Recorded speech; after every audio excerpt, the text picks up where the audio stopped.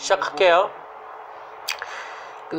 조금 얘기 나온 거라 이어지기도 하는데, 기본이 아이들의 삶에, 우리 수업도 마찬가지인데, 대부분을 내가 알아야겠다고 생각하면 되게 실패해요. 우리 수업 시간에 이를테면 제가 딴 일 많이 하는 게, 내가 안 본다는 걸 자꾸 암시를 하는 거거든요. 그러면 내가 볼 때만 열심히 해라, 내가 안 볼 때는 딴짓 하라라고 요구를 하는 거예요. 실제로 그렇게 90분만이라도 집중이 가능하지 않거든요. 자기가 의도적으로 하는 게 아니잖아. 억지로 끌려와서 하는 거고, 우리가 평가한다 그러면 여전히 평가받고 비교되고 그러는 건데 열심히 하겠어요. 그러니까 그냥 알아서 해, 내가 중요하게 생각하는 뭐만 중요하게 해, 그러는 거거든요. 그러니까 상당수 중간에 딴짓하고 뭐 이런 거를 뭐 한두 마디 하지만 그렇게 대수롭지 않게 그냥 지나가는 거예요. 하루 살면서 아이가 학교도 안 가니까 그럼 뭐 상당히 길죠. 한 10시간, 10몇 시간 되는데, 그 중에서 그거를 다 쫓아가면서 하려고 하니까 힘든 거거든요. 나머지는 아까 말한 대로 짱구를 굴려가면서 딴짓하는 거를 알아도 모른 채 하고 두는 거예요. 우리가 게임하는 것처럼 그 대신에 내가 중요하게 생각하는 한두 시간만 강하게 붙잡는 거예요. 그럼 아이는 그건 열심히 하겠죠. 딴 거는 짱 굴려서 하겠죠. 근데 강하게 하는 것이 쌓이는 거거든요. 강하게 하는 게 쌓이는 거고, 부모랑 실갱이하거나 선생님이랑 실갱이 하면서 주고받고 하면서 하는 거는 거의 쌓이는 거 없어요, 실은. 그건 그냥 일상이에요, 일상. 그러니까 난 아이가 실력 오르는 건 일주일에, 아니 하루에 1시간이라도 강하게 집중하면 그것만이 실력이 올라갈 거다. 그리고 실갱이 버리거나 뭐 하니 안 하니 그러고 뭐 형식 취하고 이거는 하나도 실력으로 쌓이지 않고, 그냥 나이 먹으면, 심지어 나이 먹어서 올라가는 거, 그렇게 생각하는 거니까. 집에서 아이들 특히 학교는 여러 가지 맥락이 많아요. 근데 그거를 부모가 개입하는 거고, 숙제 개입하지 말라고 똑같아요. 숙제를 개입했을 때 아이는 사고가 멈추죠. 엄마가 개입을 하면. 숙제를 제대로 하냐 마느냐를 아이가 평가를 하는데, 그게 상당수는 숙제를 내주고 평가할 때 선생이 투자한 시간에 비례해서 아이들이 하는 것 같아. 숙제 평가할 때 시간을 많이 들이면 그 숙제를 열심히 하고요, 대충 잘했어요라고 하면 알아서 대충 하는 거예요. 그러니까 그런 걸 떠보는 거야. 아까처럼 거짓말 하지 않겠습니다를 쓸 때 가끔 거짓말 하겠습니다 썼을 때 이걸 아느냐 모르냐를 떠본 애들도 있고요. 실제로 다른 애들 때문에 그런 거 다 돌거든요. 그러니까 그거 개입하는 거는 상당히 위험해요. 학교에서 하는 걸 개입하는 건 어렵고, 그냥 부모가 집에서 부모가 요구하는 거, 과정, 방법, 평가, 이런 것들이 다 가능한 거를 확실하게 요구하는 게 낫지. 학교에서 평가를 받는 거, 학교에서 숙제를 내주는 거, 이런 것들을 엄마 끼워서 열심히 하라 그러면 상당히 이직 메시지기도 아주 복잡해요. 그러니까 난 온라인 수업을 좀 할 수 없지만 냅둔 게 좋다. 거기서 당연히 게임을 해야 되고, 어쩌면 애들은 할 테고, 그거를 하는 걸 그냥 인정한 상태에서 게임을 하지만 하여튼 네가 이해를 하니까 게임을 하겠지라고 난 받아들인다. 이해를 못한다는 건 말이 안 된다. 그럼 네가 중요한 건 듣고, 중요하지 않고, 아니면 네가 아는 거는 딴짓하고 모르는 건 듣고, 이렇게 잘 조정을 해라. 그 정도로 얘기를 하는 게 좋고, 그러면 이제 어떻게 되겠어? 다 알아야 되는 거지. 네가 알 때는 딴짓하고 모를 때는, 실제로 애들은 그게 가능해요. 옛날에 얘기했잖아요. 세서미 스트리트 같은 거, 그거 프로그램 얘기할 때 그랬잖아요. 장난감으로 놀다가 재밌으면 딱 쳐다봐, 재미없으면 바로 눈을 돌리고 장난감을 봐요. 어릴 때 그걸 하는 거거든요. 그래서 A 프로그램, B 프로그램 어느 게 좋으냐는 거는 눈동자가 얼만큼 거기 가 있냐를 계산하는 거거든요. 애들은 안 되니까. 자기 내적 기준이 약해서 그렇지, 이 정도면 이해한 거야 라고 할 때, 이해한 거는 딴 생각하거나 딴짓하는 거고, 이해가 안 됐으면 들으려고 그러는 걸 거예요.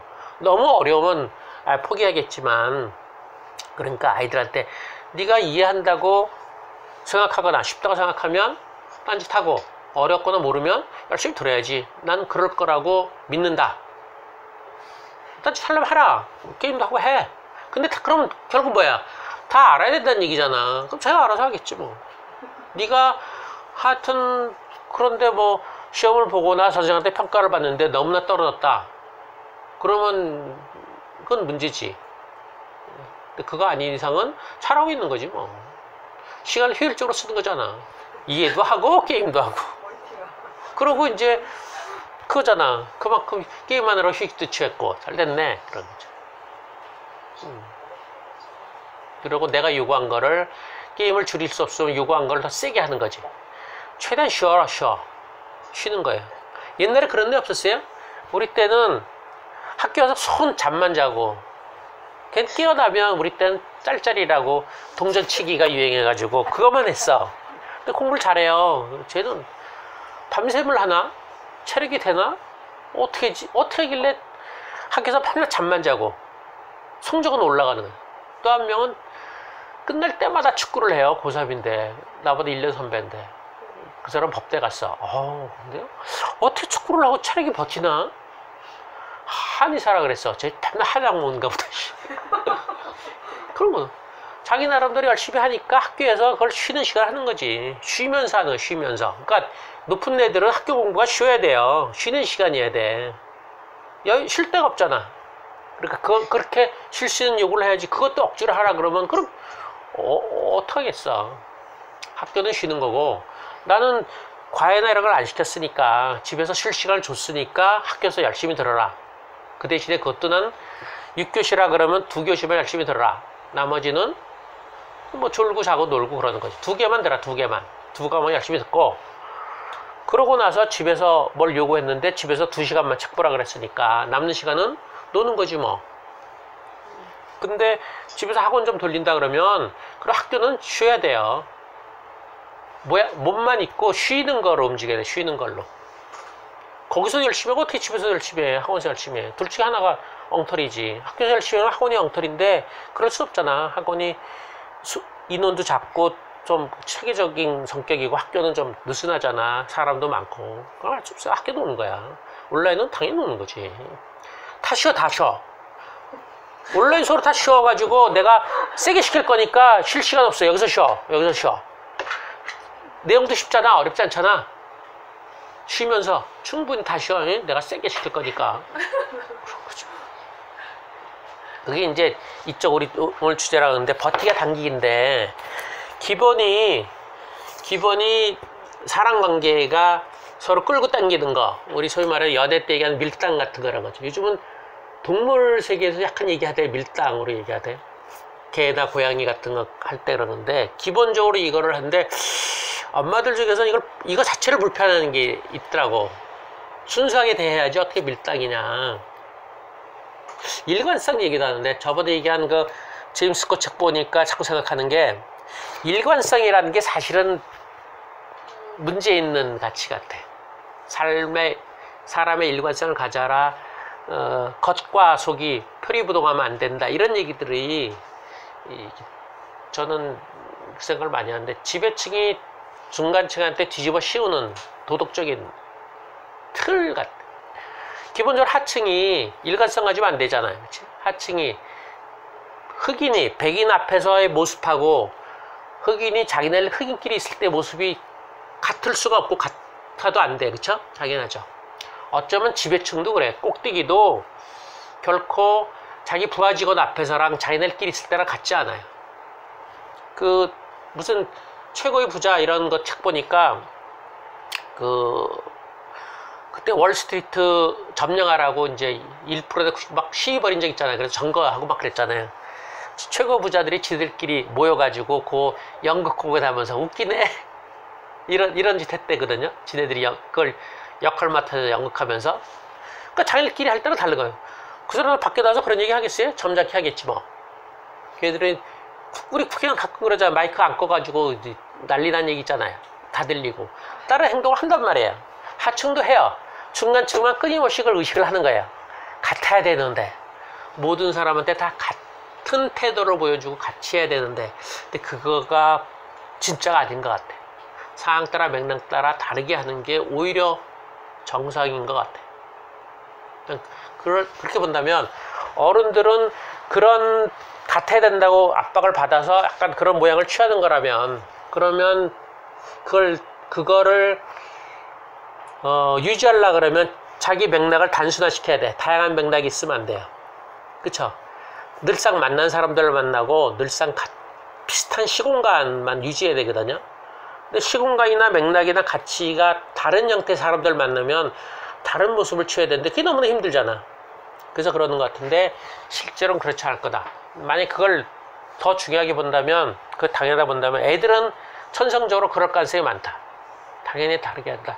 친구한테 다르고, 나보다 강자 다르고, 엄마한테 다르고, 아버지한테 다르고, 학교 교사 다르고, 교사 중에서도 힘이 센 사람 다르고, 약한 사람 다르고, 아까 말한 것처럼 자기를 받아준 사람한테, 안 받아준 사람한테 태도가 다른 것이 표리부동이 아니라 그게 당연한 거다 라고 봐야 될지도 몰라요. 그것부터 이제 밀고 당기기 시작해. 이 책이 좀 지루해요. 되게 지루해서 권해도 나도 보기 그런데 앞부분에 몇 개 재밌는 것만 좀 읽어볼게요. 아주 간단한 상황이에요. 장면이 뭐예요? 카페에 들어갔더니 어떤 여자가 카페에서 친구를 만나기로 했다. 카페에 들어서니 친구는 아직 보이지 않는다. 여자는 하나 남은 빈 테이블로 곧장 가서 손가방을 의자에 내려놓는다. 이어서 옷걸이로 다가가 외투를 벗어 건다. 테이블로 돌아오니 어떤 남자가 앉아있다. 여자는 주인이 있는 테이블이라고 말한다. 남자는 자기가 앉을 때 테이블이 비어있었다고 대꾸한다. 마음에 안 드는 사람이다. 계속 앉아있을 모양이다. 이런 상황을 어떻게 대화하냐거든요. 이게 생각보다 다양하게 나와서 참 재밌어요. 몇 개 보면 여자가 이것 보세요. 의자 위에 제 가방이 있잖아요. 당신이 앉을 때부터 있었다고요. 남자 미안하지만 전 못 봤는데요. 여자 이 가방은 제가 당신보다 먼저 이 테이블을 차지했다는 증거라니까요. 남자 제 생각은 다릅니다 아가씨. 이 가방은 아무 증거도 아니에요. 여자 제가 먼저 테이블을 차지했어요. 단지 외투를 걸어 두려고 일어났을 뿐이라고요. 남자는 더 이상 대꾸하지 않고 어깨를 으쓱한다. 운이 참 나쁘시네요 하고 말하는 듯한 몸짓이다. 이어서 남자는 여자가 안중에도 없는 것처럼 메뉴판을 들여다본다. 여자는 잠시 머뭇거리다가 돌아서 다른 테이블을 찾는다. 이럴 수도 있는데 또 다른 경우 보면 여자 정중하게 부탁드리죠. 일어나서 테이블을 비워주세요. 남자 무슨 얘기인지 모르겠군요. 방해하지 말아주세요. 계속 방해할 수밖에 없어요. 당신이 제 테이블에 앉아 계시는 한에서는요. 당신 테이블이라고요? 혹시 카페 주인이세요? 아닌 것 같은데. 남자는 다시 메뉴판을 들여다본다. 여자는 빈 의자에 앉아 남자와 마찬가지로 메뉴판을 들여다본다. 남자가 놀라 시선을 든다. 남자 정말 정중하게 말씀드리겠습니다. 이건 빈 테이블이 아니에요. 최소한 저에게 여기 앉아도 되냐고 묻는 게 이해라고 봅니다. 여자 이건 제 테이블이에요. 앉아도 되냐고 물어야 할 사람은 제가 아니라 당신이죠. 이럴 수도 있어요. 그다음에 다른 경우는 여자 그럼 제가 여기 앉아도 될까요? 남자 올 사람이 있습니다. 여자 잘 되었네요. 저도 기다리는 사람이 있어요. 여자가 자리에 앉고 남자는 메뉴판을 제쳐놓는다. 남자 누굴 기다리신다면 다른 테이블을 찾으셔야죠. 여자 아쉽게도 빈 테이블이 없는걸요. 여자가 메뉴판을 끌어다가 살펴본다. 혹시 추천하실 만한 메뉴 있어요? 이거 상당히 세죠. 그렇죠? 계속돼서 여자가 메뉴판을 본 동안 종업원이 다가와 주문하시겠냐고 묻는다. 남자 라떼 마키아토 한 잔이요. 여자 그거 좋군요. 나도 똑같은 거 줘요. 그리고 바닐라 사과 케이크 한 조각. 남자가 종업원을 쳐다본다. 혹시 이분이 앉으실 만한 빈 테이블 없나요? 임시로 여기 앉아 계시거든요. 종업원 저 뒤에 금방 자리가 날 겁니다. 방금 손님들이 계산을 달라고 하셨거든요. 남자는 호락호락하지 않다. 아주 능숙하게 또 그다지 무례하지 않게 상황을 뒤집었다. 이제 여자가 침착해한다. 당하거나 화를 내면 안 된다. 여자가 종업원에 말한다. 여자 고마워요. 참 친절하시군요. 하지만 전 여기 있겠어요. 이 매력적인 분 곁에. 여자가 가벼운 고갯짓으로 인사하자 종업원 떠난다. 남자 이봐요. 난 당신이 이 테이블에 있는 것에 동의하지 않아요. 전혀. 절대로. 내가 다른 테이블을 찾아 드리죠. 여자 어머나 친절하기도 하셔라. 정말 고맙습니다. 남자 그러니까 비는 테이블이 있으면 옮기시겠다는 말씀이죠? 여자 제가 당신의 배려를 높게 평가한다는 뜻이에요. 기다리는 사람이 남자예요 여자예요? 사실 여자 주도권 잡았죠? 생각보다 물어보는 게 주도권이기도 해. 그쵸?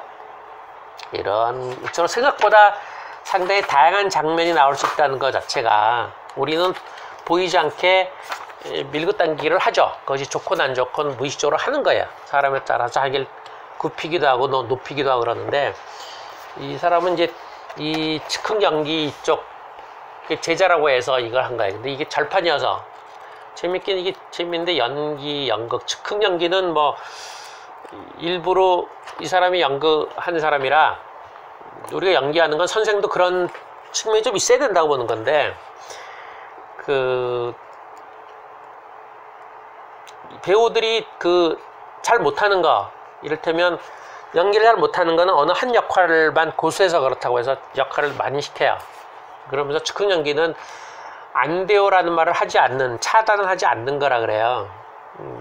그래서 얘기 들어보면 실제 우리도 이런 코미디 이런 것 중에서 상당수 그렇기 때문에 재미를 느껴요. 차단하면 확 재미가 떨어지는 측면이 있거든요. 이거 몇 개를 보면,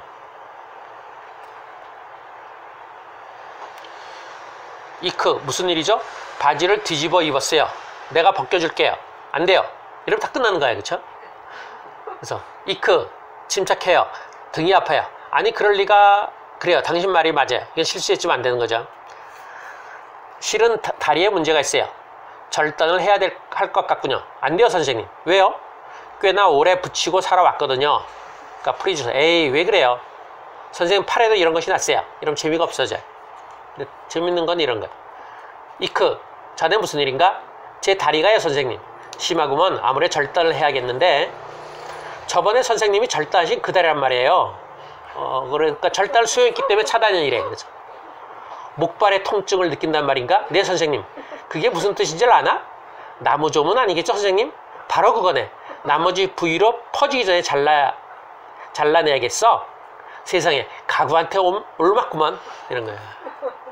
전 생각보다 아이들이 얘기할 때 선생이 차단을 많이 시킨다고 생각해요. 저도 여전히 그런 느낌이 있어요. 그럴 때 자꾸 아이들 끊어지는 거예요.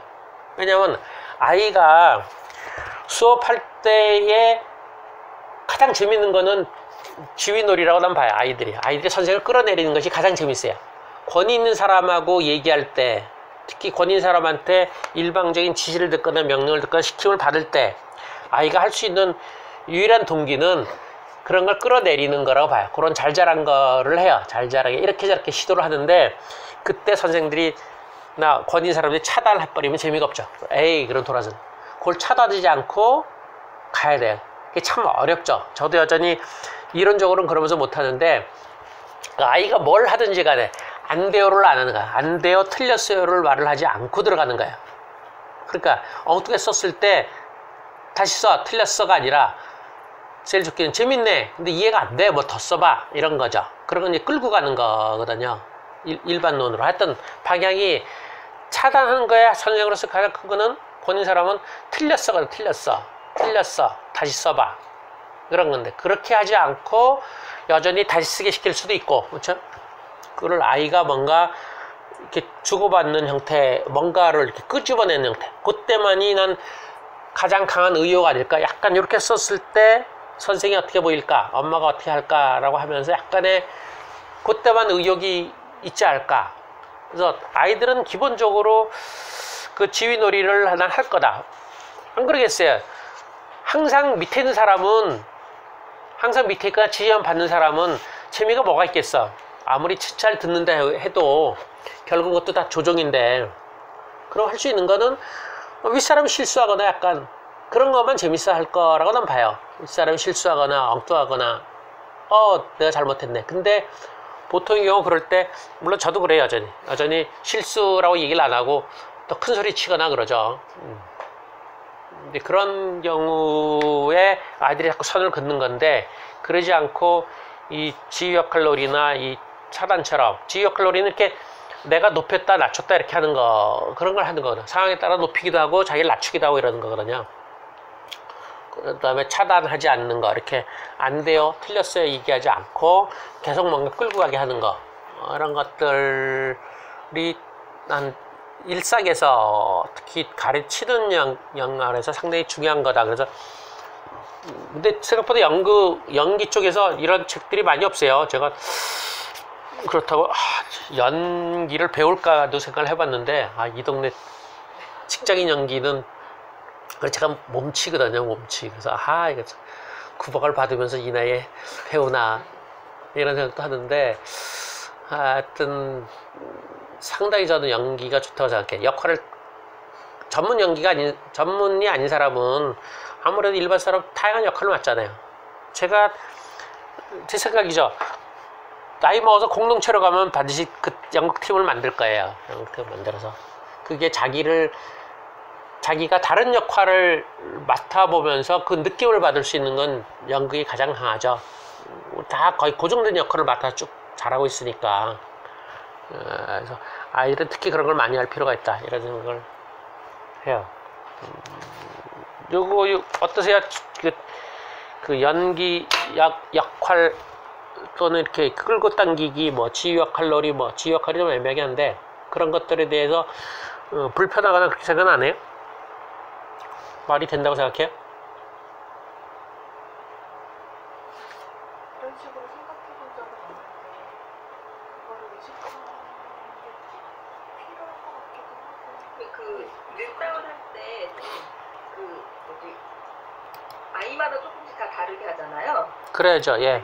예, 아이마다 다 다르게 하는데 이제 하나의 한 친구가 그러더라고요. 왜 저번에는 저거 다 자기는 그렇게 했는데 자기는 안 통과해줬대. 예.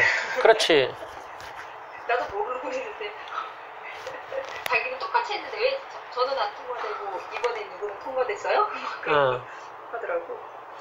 그렇지, 뭐 그거야 뭐 애가 학년이 높거나 연차가 오래되거나 그런 그 핑계를 대는 거고, 그것도 없으면 둘이 다르잖아 그러는 거지 뭐. 사람이 다른데 뭐. 아, 사람이 다르. 아니면 나도 몰라 그때 왜 그랬는가, 기분이 좋았는가 보지 뭐.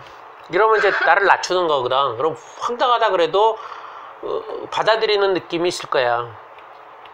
만약에 권위적으로 뭔가 이론적으로 설명을 해버리면 그건 거짓이라고 애가 느끼는데, 아 내가 실수했는가, 내가 잘못했네, 뭐 그때 기분 좋았는가 보지 뭐. 나중에 너도 내 기분 좋을 때 줘. 그럼 내가 통화시켜줄게. 그런 것이 웃기는 게 아니라 그 지휘 역할놀이를 얘기했지만 자기가 좀 낮추는 형태의 모양이라서 애가 좋아해. 오히려 그렇잖아. 자기 권위를 낮추는 거잖아. 자기를 허물어뜨리는 거니까. 그럼 애가 좋아해서 가끔 그런 것도 필요해요. 내가 실제로 애들이 그러잖아요. 엄마 기분 좋을 때 성적표, 그러잖아. 내가 본능적이잖아. 내가 성적표가 안 좋았어, 혼날 것 같아. 그때 언제 하겠어? 가장 기분 좋을 때나 가장 애매할 때 하잖아요. 그걸 그대로 얘기하는 거지 뭐.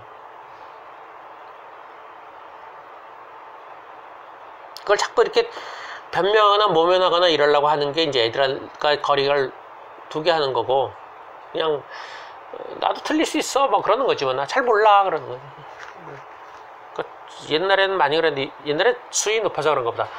선생님 아는 게 뭐예요? 그러더라고. 나도 얼굴이 뻘개지더라. 다도 모른다 그러니까. 그러냐? 그러기도 했는데, 그 정도, 글쎄, 걔가 왜 그런지 모르겠죠. 그래. 그런 것도 있고, 그때 내가 잘못했어 얘기 못하고, 그때 내가 왜 동그랗게 쳤는지 모르겠다. 야, 오래돼서 기억나냐? 기억 안 나지 뭐. 그렇게 얘기하면 이제 애들은 상당히 혼란스럽긴 하지만, 그 선생님 지위를 낮췄기 때문에, 권위적인 태도를 안 취했기 때문에 자기가 조금 올라갔다는 느낌을 받죠. 자기가 좋을 수도 있다 그런 거. 그러니까 실제로 선생이 실수 내지는 권위를 낮추는 거를, 아까 말한 대로 애들이 수업 시간을 역동적으로 만드는 가장 큰 거는 자기가 올라갈 때뿐이에요. 올라가려고 애쓰는 과정만이 역동적이거나 능동적이라고는 보는 거거든요. 배움의 의지 같은 건 말도 안 되고, 나한테 권위적으로 접근한 사람을 살짝 끌어내리려고 애쓰면서 그게 먹혔을 때만이 속으로 가장 기분이 좋은 거지 뭐. 신나는 거지 뭐. 그런 거를 잠깐 허용해 준다고 해서 저는 크게 문제가 된다고 생각하지 않고, 그리고 우리는 집은 좀 다른데 가르치는 거니까 가르침을 통해서 아이가 생각하는 거를 하게끔 유도하기 위해서 약간 권위를 낮춰도, 그러니까 우리는 이론적으로는 그러잖아요.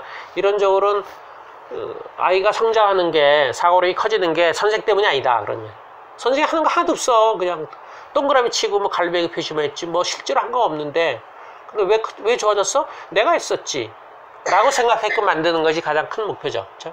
아이가 스스로. 근데 실제로 애들이 그래요. 안 그러겠어요? 애들이 나중에 잘 되면 뭐라 그러겠어? 다 내가 했었다 그러지. 못 되면 엄마 탓이라 그러고. 그게 기본이니까 사실 그렇게 더 적극적으로 인정해 주는 거죠. 그래, 네가 했었어. 내가 해준 거 없네. 그런 게 딴지 걸면서 애가 그렇게 생각하거나 열심히 하게끔 노력해 주는 건데, 그게 상당수가 그런 측면일 거다. 권위 있는 사람을 자꾸 끌어내리려고 지휘 역할놀이처럼 이렇게 끌고 당기기를 하는데, 그때 선생님이 자꾸 차단이 제일 큰 게 그거지. 틀렸어 부터 시작하고, 대학 교수들은 그렇지, 아니면 못하는 애들은 너희가 아는 게 뭐 있어, 그럼 처음부터 안 하는 거지 뭐. 모르잖아 이러는 거.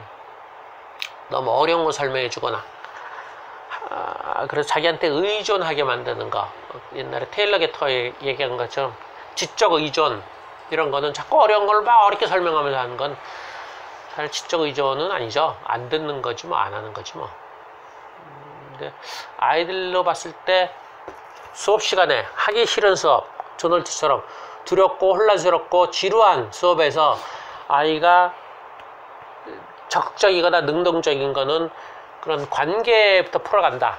그러니까 배우고자 하는 의지가 없으면 이 만남에서 아이가 뭘 추구할 것이냐, 그 관계의 변화를 추구할 것이다. 관계, 그거는 자기가 좀 올라갔다 내려왔다 이라는 거죠. 그거를 인정해주고 그것이 어느 정도 좀 왔다 갔다가 좀 되면, 그 다음에 선생이 요구하는 가르침을 좀 받으려고 좀 자세가 달라질 거다.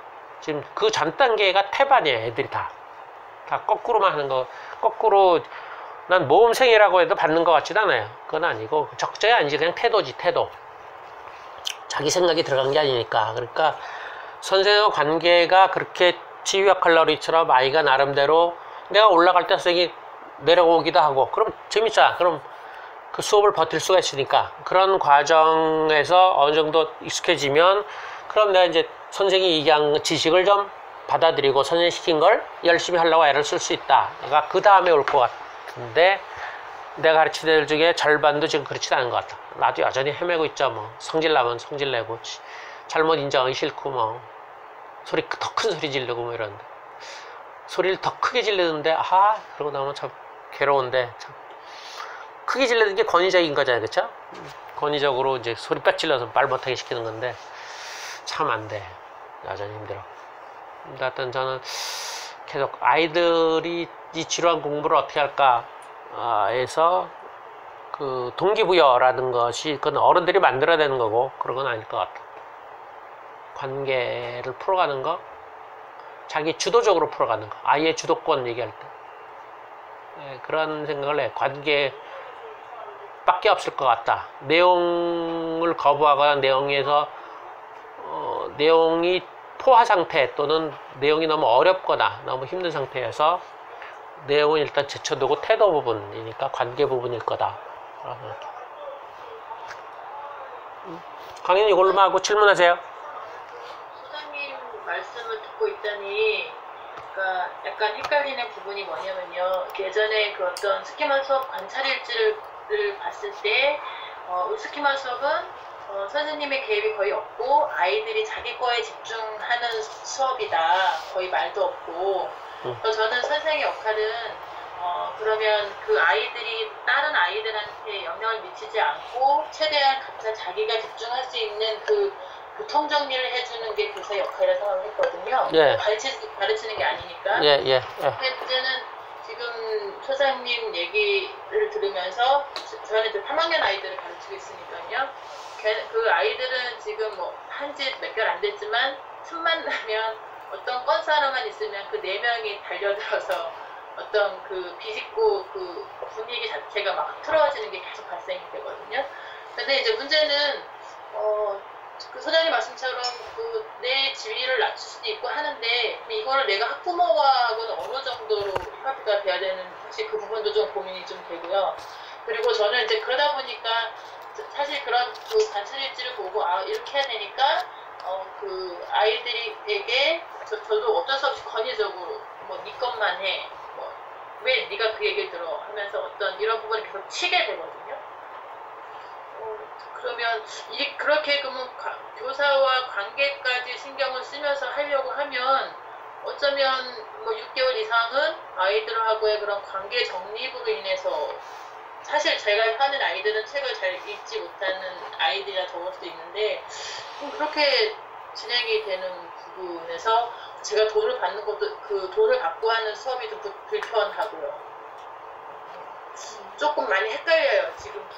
지금 선생님 말씀 듣고. 그게 다 제가 얘기한 게 다 기본이기도 하고요. 그 다음에 아이가 스스로 열심히 하거나 선생님이 방향을 잡아주는 거를 아이들이 받아들이다가 또 어느 순간 되면 안 받거든요. 그럼 또 다시 또 원래대로 돌아가야 되는 거거든요. 그러니까 내용 공부가 좀 되다가 어느 순간부터 내용 공부가 안 될 때가 있어요.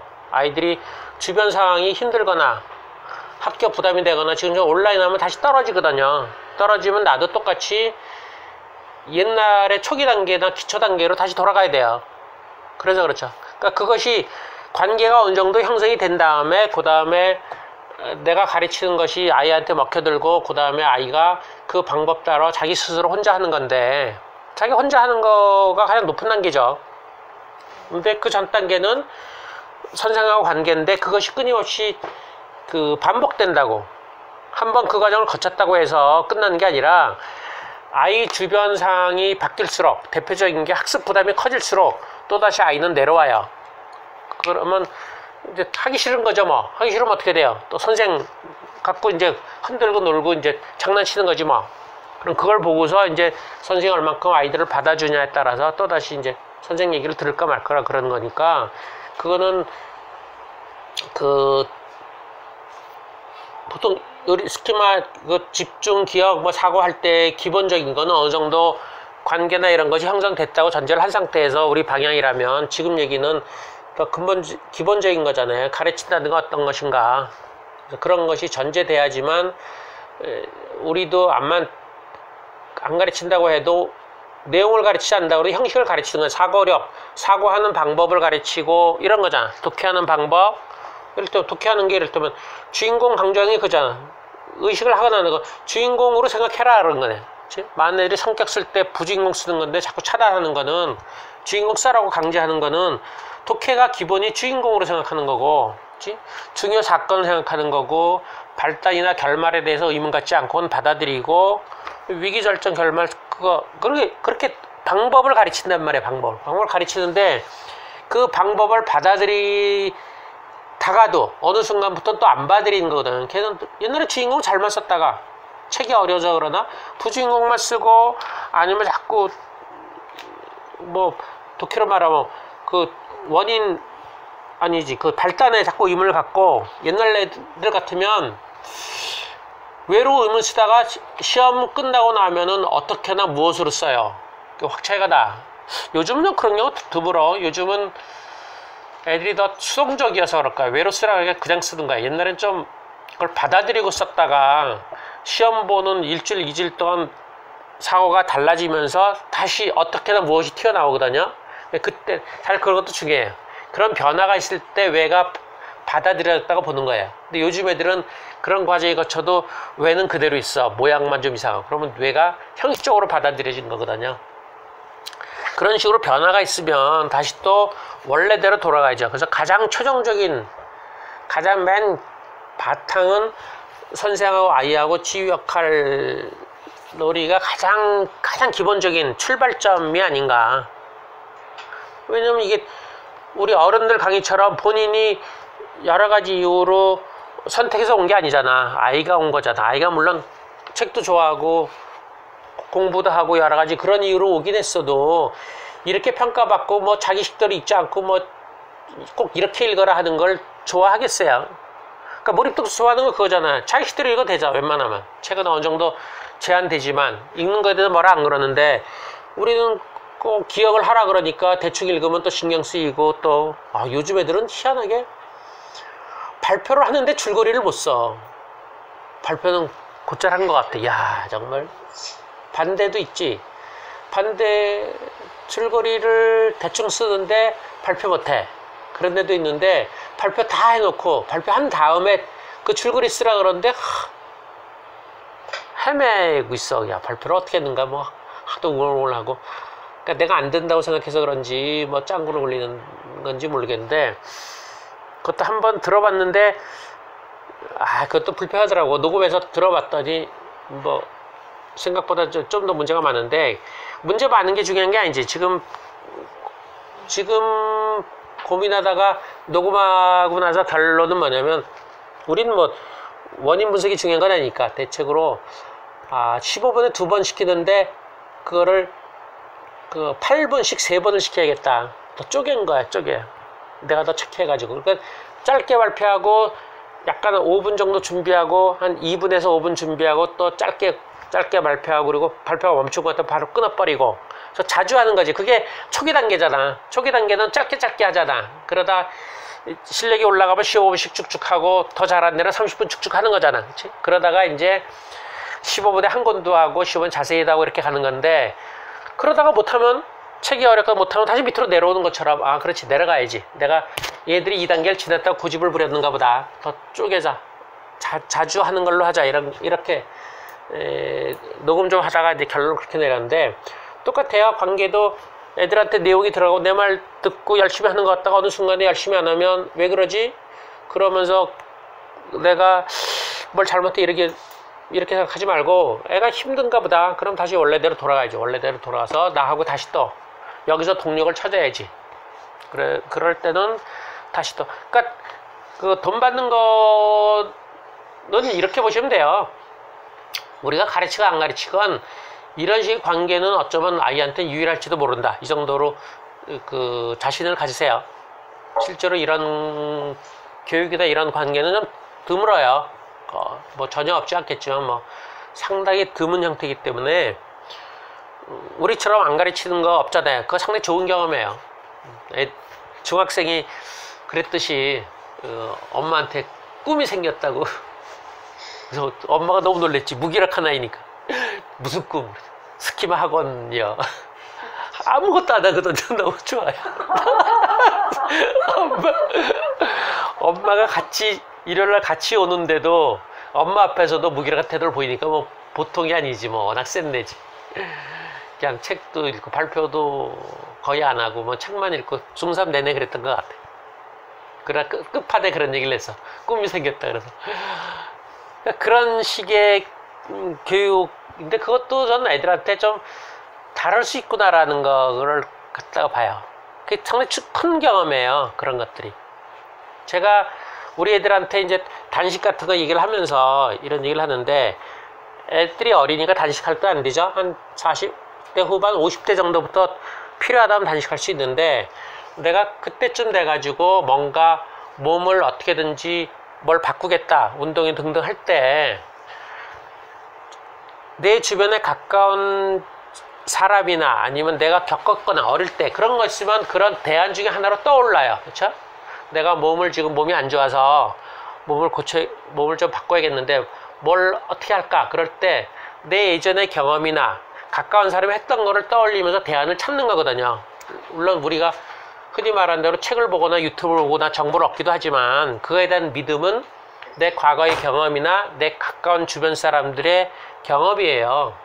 그럴 때 그럼 나도 단식을 해볼까? 이런 것처럼 애들도 그런 거죠. 애들도 지금 이게 수많은 학원, 학교 교육 때문에 우리가처럼 내용을 안 가르치는 공부가 아이한테 그냥 겉도는 형태로 들어갈지 모르겠는데, 아이가 언젠가 나름대로 공부를 하건 뭘 한다고 할 때, 새로운 걸 찾으려고 할 때 대안 중에 하나로 떠오른다는 얘기죠. 그런 것들이 난 중요하다고 봐요. 그때일수록 대안이 많이 있어야 되거든요. 그래서 그 중에 하나를 선택해야 되는 거죠. 대안이 많아야지 선택해다 시도하고 또 다른 시도를 하고 이런 거니까. 그래서 가르치지 않는다고 해서 부담 갖지 마세요. 실제로 근데 다 연구원들 다 그랬어요. 다 엄청나게 부담 갖고 이를테면 거실에서 수업하는데 안방에 문 빼꼼히 열어놓고 엄마가 다 듣고 있는데 선생님 얘기는 안 들리고 다 애들 얘기만 들리고 선생님 뭐 하는 거지? 그거 초기에 엄청나게 부담들을 가졌어요. 어쩔 수가 없어요.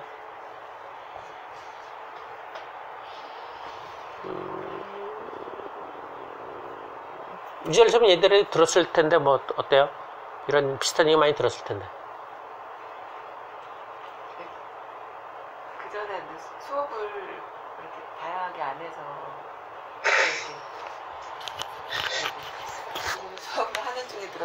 같이 소장님 이야기 하시면 얘가 떠오른다 그럴까요?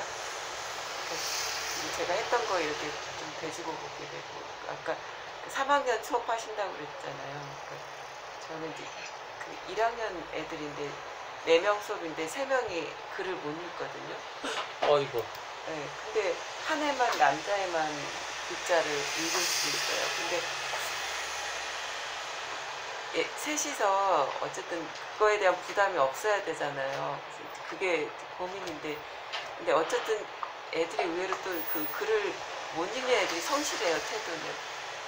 걔네들 베껴쓰기 하고 그리고 하는데 지난 시간에 아까 역할놀이 그것 때문에 떠올랐는데, 둘이가 먼저 그러니까 글을 못 그러니까 글 읽는 애는 깐죽대니라고 늦게 하고 얘네들이 먼저 했거든요.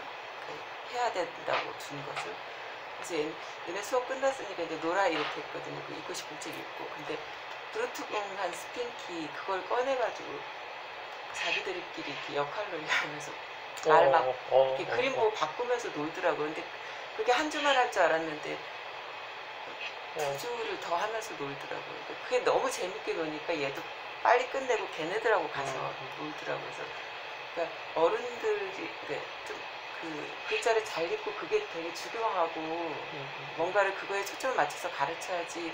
그것도 좀 엄마들도 염두에 두고 저희 수업을 보내는 거잖아요. 좀 글을 좀 재밌게 좀 해도 읽을 수 있기를. 소장님 말씀하신 것처럼 스키마에서만 이런 그 수업이 가능한 거죠. 만약에 학원이라든지 뭐 학습지원이라든지 그런 데서는 이렇게 제가 해보고 싶은 그런 형태의 수업이 가능하지가 않으니까. 그래서 우리가 글자 알기 전에 표현하는 거 과정이 너무 짧아요. 우리가 너무 글자를 빨리 익혀서. 그래서 전 글자를 빨리 하는 것도 별로 좋다고 생각 안 하고, 책을 빨리 읽는 것도 별로 좋다고 생각하지 않아요. 그 전에 글자를 잘 모르는 상태에서 표현하려고 그러면 상상이나 추론을 엄청나게 해야 되고 몸으로 표현하려고 많이 애를 쓰게 되거든요. 그런 과정이 많이 있는 게 좋고, 글자를 알면 글자로 그냥 탁 던지죠. 그래서 그거 참 문제인데, 우리는 그런 거를 이 전문가들 얘기처럼 언어 전문가는 언어만 얘기하고 이래가지고 종합적으로 얘기하는 게 좀 없어서 연극 쪽에서 몸 얘기하기는 뭐 너무 어려우니까. 지금 생각났는데, 그런 게 필요할 수도 있겠다.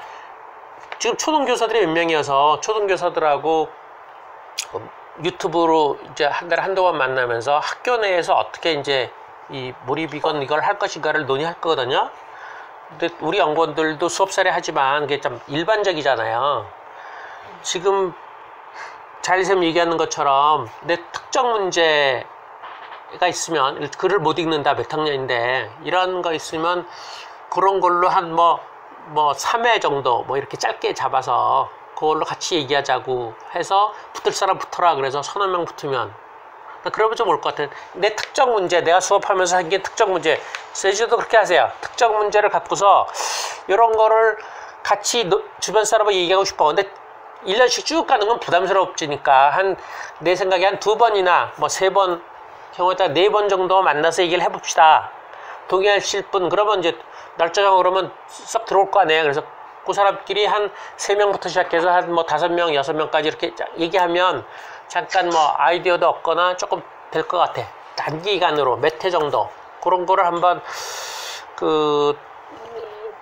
연구방에서 사람을 모으든지 저랑 약속을 정하든지 해가지고 그렇게 단기간으로 내가 수업하거나 아니면 수업에선 좀 짧고 자녀 문제는 좀 복잡하니까, 그리고 자녀 문제는 비밀도 많이 드러나니까 그건 좀 곤란하지만 수업은 좀 괜찮을 것 같아. 약간 드러난 거니까 그런 것도 활용해 보면 좋을 것 같은데, 저도 그렇게 구체화된 형태가 좀 더 구체적인 조언이 좀 들어갈 것 같고, 일반 논의가 참 불편해. 저도 이런저런 경우를 다 얘기한 상태로 하는 거니까 구체적으로 들어가기가 참 어렵고, 오히려 한쪽을 염두에 두고 구체적으로 들어가면 다른 쪽에 부작용이 있고 그러니까 그렇게 하나의 사례 중심으로 들어가는 것도 우리 수업 사례 모임처럼 이렇게 그냥 쭉 끌고 가는 게 아니라 수업 사례 자체도 그렇게 끌고 갈까. 거기에 누가 문제 내면 그걸로 한 2번 얘기하고 일단 그 수업 사례 분과 때 그렇게 얘기하거나 그거 별개로 이제 뭐 어떤 문제가 있으니까 연구원 몇 명 모였는데 이거 같이 얘기하자 그러면 그렇게 할 수 있고 너무 길지 않게 한 4회 길어봤자 3회 보통 2회나 3회 4회에서 뭐 매주 만나거나 격주로 만나거나 뭐 이렇게 지금은 스카이프로 만나면 되니까 그러면 좋을 것 같으네요.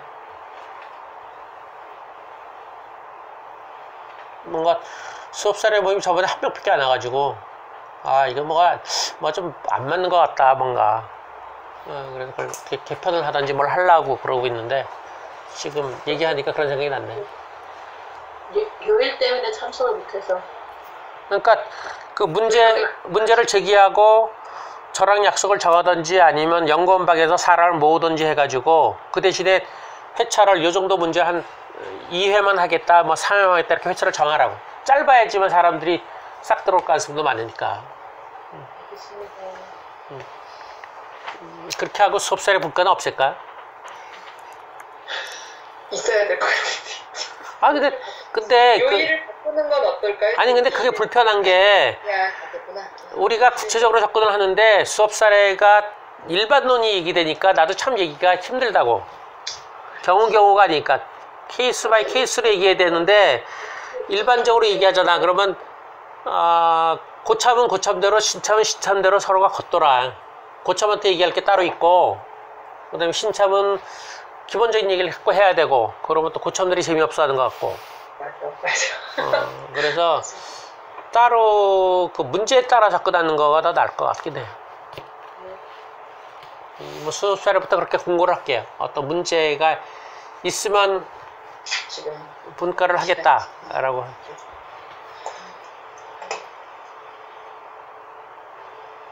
옛날에 그것도 했었는데 그것도 없었는데 그 자녀 상담도 뭐 그거는 이제 사람 모을 건 아니지만 뭐 한 명이고 뭐 일주일에 아니 한 달에 한 번 정해가지고 원하는 사람 신청하면 그래도 따로 정하기 해서 그렇잖아. 그러니까 요일이건 뭐건 뭐 아니면 몇째 주 이렇게 정해놓고 자기 자녀 상담할 사람 뭐 오시오 그러면 좀 더 덜 불편하잖아요. 나 아는 사람들은 내가 되게 바쁘다고 생각해서 잘 안 물어본 사람들이 있어요. 근데 뭐 바빠도 뭐 어쩌겠어요. 뭐 가장 중요한 건데.